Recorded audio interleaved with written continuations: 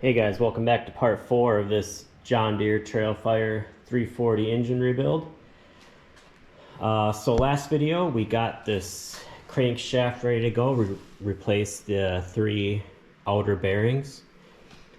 So now we are ready to assemble. And what I did last night was I went through and cleaned up all the old gasket material. It's a tedious process, but you have to do it.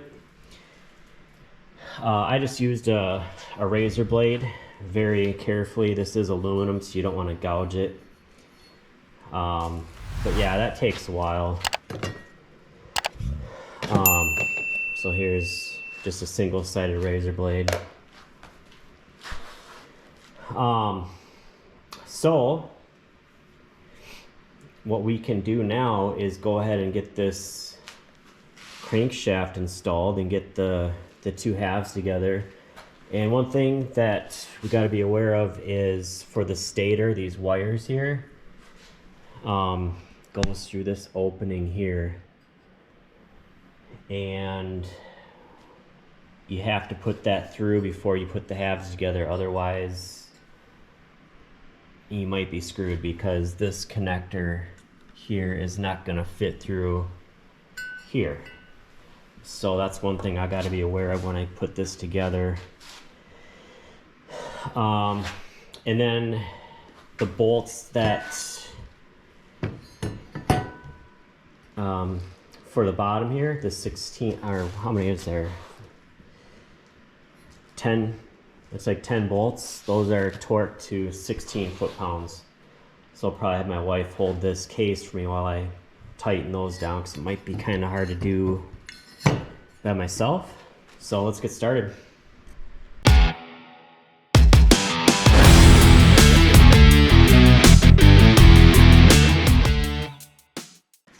Alright, so these case bolts, threads are kind of dirty and they got some old sealant on it, so just clean it up with this wire wheel.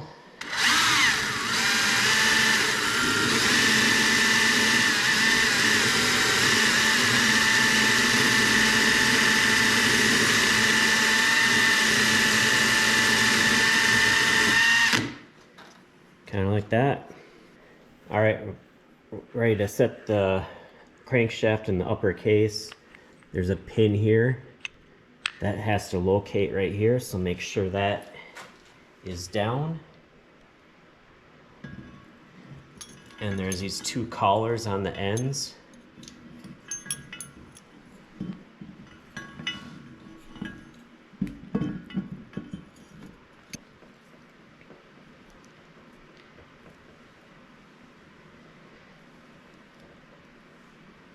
Alright, looks like that's seated in there good. So now I'll go ahead and put the crank seals on. And I'm going to throw a little bit of grease on them just for startup.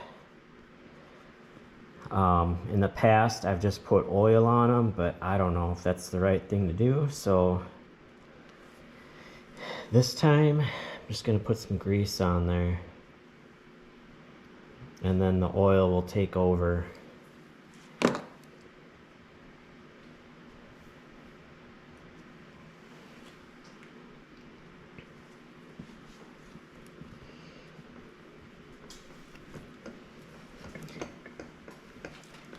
And these seals do have a lip on them, and there's a little lip in the case where that seats into.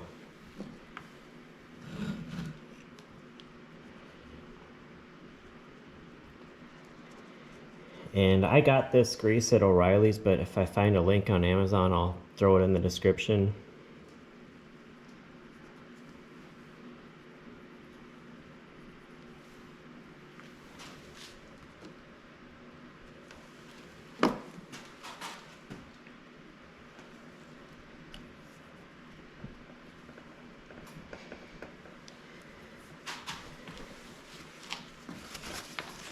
Okay, seals are on,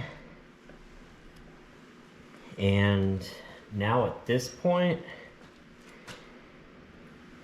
we will take some 1184 3-bond and put it on the case half, and we'll go ahead and put the cases together.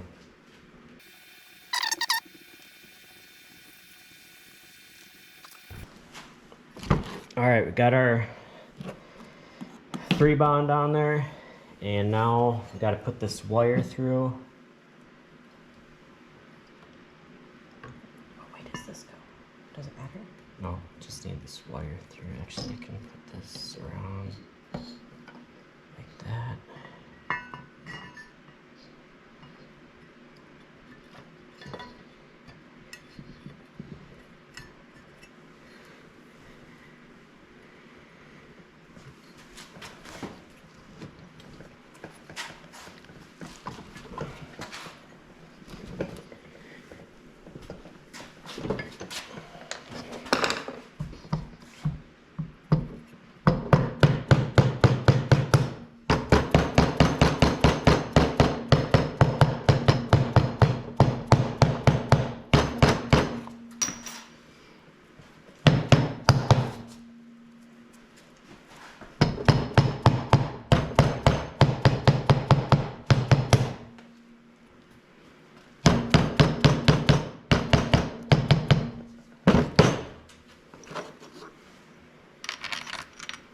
Alright, go ahead and put our bolts in. Alright, we'll go ahead and run these down. Okay, so if you go to Vintage Snow, you can pretty much get any service manual you could imagine. So here's the torque sequence right here. So we got 1, 2, 3, 4, 5, 6, 7, 8, 9, 10. So go ahead and get these torqued down, 16 foot-pounds. And you don't need anything special, it's just a Harbor Freight torque wrench. I rebuilt this Skidoo about 10 years ago with this, and it's still running today, so I think I trust it.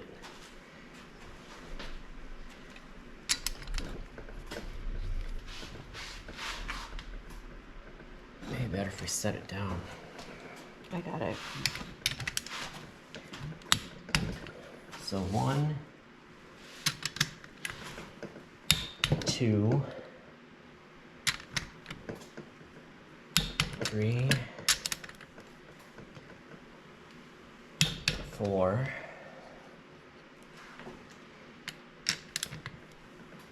5,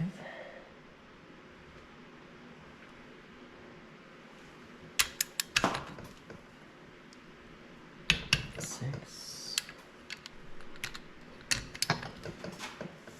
7, 8, 9, 10. Double check everything here.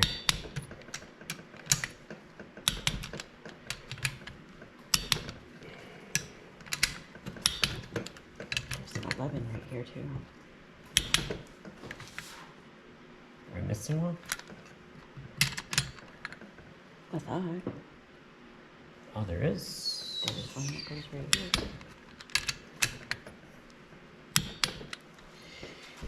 That one is. All right, so I guess there is one more bolt here, but that's not crucial for what, you know, pertaining to crankshaft. So we'll find this bolt and we'll get that in there too. But case halves are together, the crankshaft still spins, that's the important part. And we got our wire through.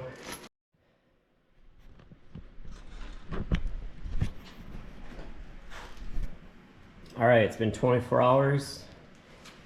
That's how long it takes for the 3-bond sealant to cure. And then I got one piston in. What I did is I put the clip in this side, put the piston over, put the wrist pin in, and then put the other clip in this side. And then there's an arrow here that faces towards your exhaust. So go ahead and get this second piston in. And another thing you want to do too is check your ring end gap, and I've already done that. So basically, put your ring inside the cylinder, like so, and then take your piston and push it down so it's about 1 inch down, like that. Okay, then what you want to do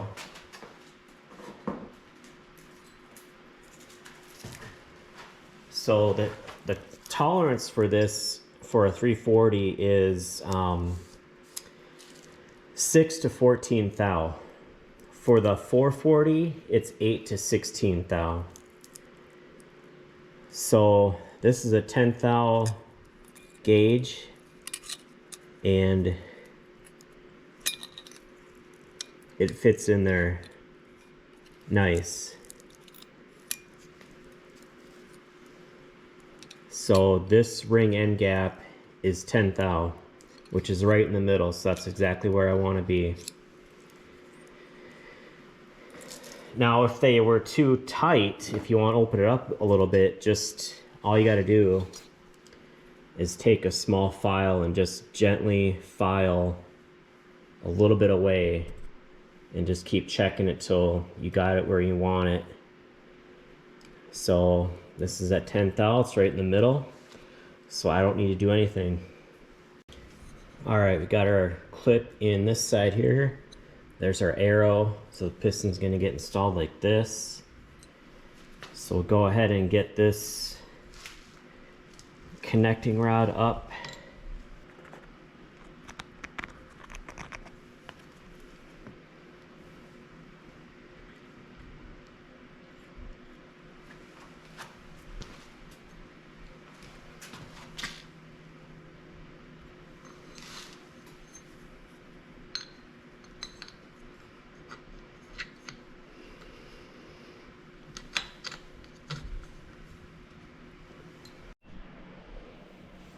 Okay, so these cylinders are in pretty good shape. There's nothing that catches a fingernail. And I talked to a guy or a company that redoes cylinders, and since these are chrome bores, I can't hone them. And he said if they're in good shape, just take a maroon Scotch-Brite to it. So that's what I did. And then the max size for this is 2.366. So I got a telescoping bore gauge that we can put in here. And we'll check this.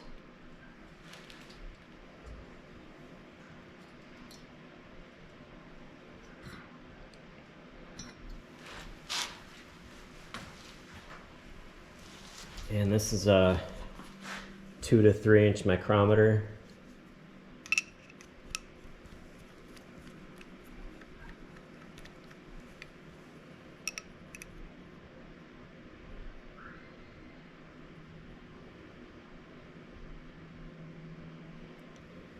And I'm getting about 0.2363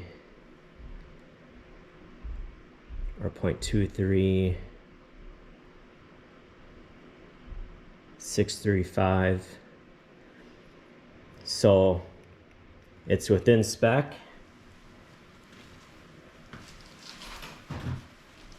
So these cylinders are good to go. I already took the Scotch-Brite to it. You want to kind of maybe try to get a 45 degree. These chrome bores are really hard, so it was kind of difficult to get the glaze off of them. And then I took it to the sink with some Dawn dish soap, cleaned them out real good. Then I took some WD-40 with the white rag and got them really clean. So, all right, let's try to get these things on. Alright, so we'll put the magneto side cylinder on first, and you want to make sure you don't put it on backwards.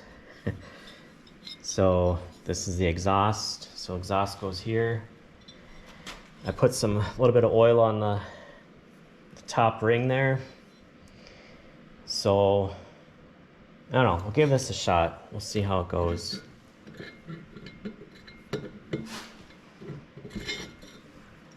Okay, hold that there. You gotta compress the rings with your fingers.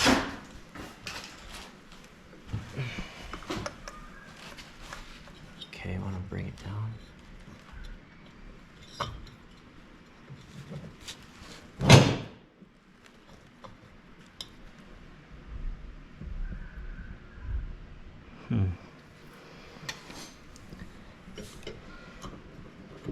There we go. Ooh.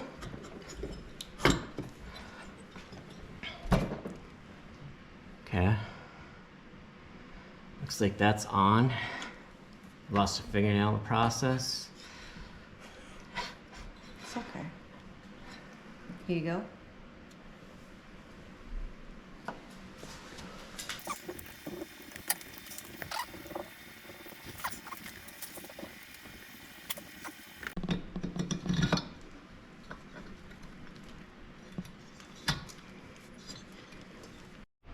All right, cylinders are on. So I had my wife help me lower those on while I tried to compress the springs. And that's not always very fun. So, next step, according to the service manual, get your intake and exhaust on before you put the cylinder heads on. And that is so your cylinders are aligned. You know, like your intake is gonna get these square. So, and then for your intake, which is right here, so there's gaskets there, and then this piece, the sheet metal piece goes on, and then there's gaskets that go here. So there's 4 total on each side of this. So 2 and 2. All right, we got the intake on. These bolts are loose. I didn't tighten them down all the way yet. But I am gonna go ahead and put these cylinder heads on, but just put the hardware on. I'm not gonna torque them down yet. All right, we got our exhaust manifold on. And once again, there's a gasket for each side of the sheet metal. So a total of 4 gaskets. So we'll go ahead and get this torqued down. So the exhaust is gonna be 13 to 16 foot-pounds, and the intake is 4 to 6. And then after that, we'll go ahead and do the cylinder head, and that is 16 foot-pounds. All right, exhaust manifold, heads, and intake are all torqued down. Next step, we'll get this stator on. And if you saw the teardown video, there's a little line right here, and that's got to line up with this little ledge right there. So make sure that is lined up just like that. And you're going to want to use your impact screwdriver to tighten these. You don't want these coming loose. So go ahead and do that. All right, flywheel's on. And this is the torque spec on this is 60 foot-pounds. Up next, we'll get this housing on. And I think what I'm gonna do, I'm gonna leave this sheet metal off because I'm gonna heat cycle it and then retorque these cylinder heads. So I don't want to put the sheet metal on yet because then I won't have access to these. All right, got the belt back on here and the recoil. So I think this thing is pretty much done. So we'll get this back in, and then we got some year-old gas we got to get rid of in here. Get some fresh stuff in there. All right, we got the engine installed, clutch is on, and Got the electrical hooked up, the pulse line hooked up. All right, got the old gas siphoning out. I just took some air and blew it into the tank and pressurized it. Then this is just siphoning out here. And it's not the fastest thing in the world, but I'm just doing other things anyway, so if it takes a while, oh well, at least it's clean this way. I'm not dumping it all over. And I just took this line off the fuel pump. So we'll wait for this to drain out. All right, we got our fresh gas and then got the carb installed. I'm gonna leave the air box off for now until I know everything's good to go. I did try to fill up the carb.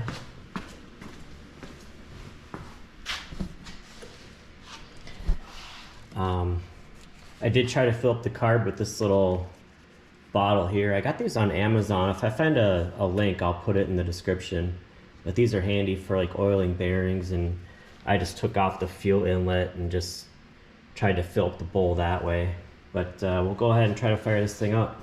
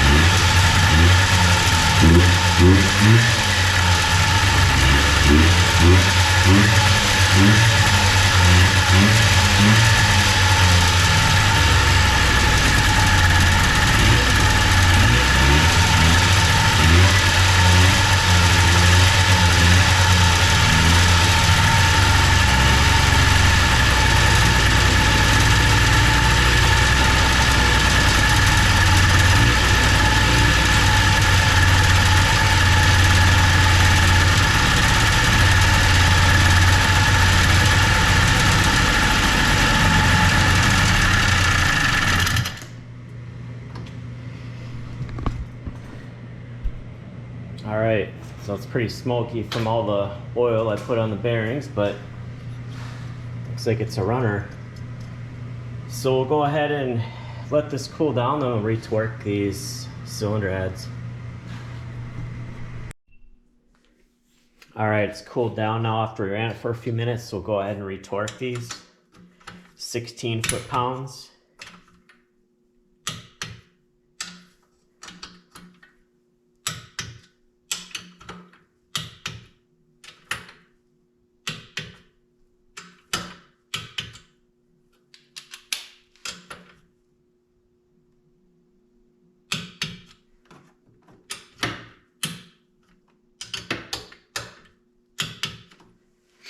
All right.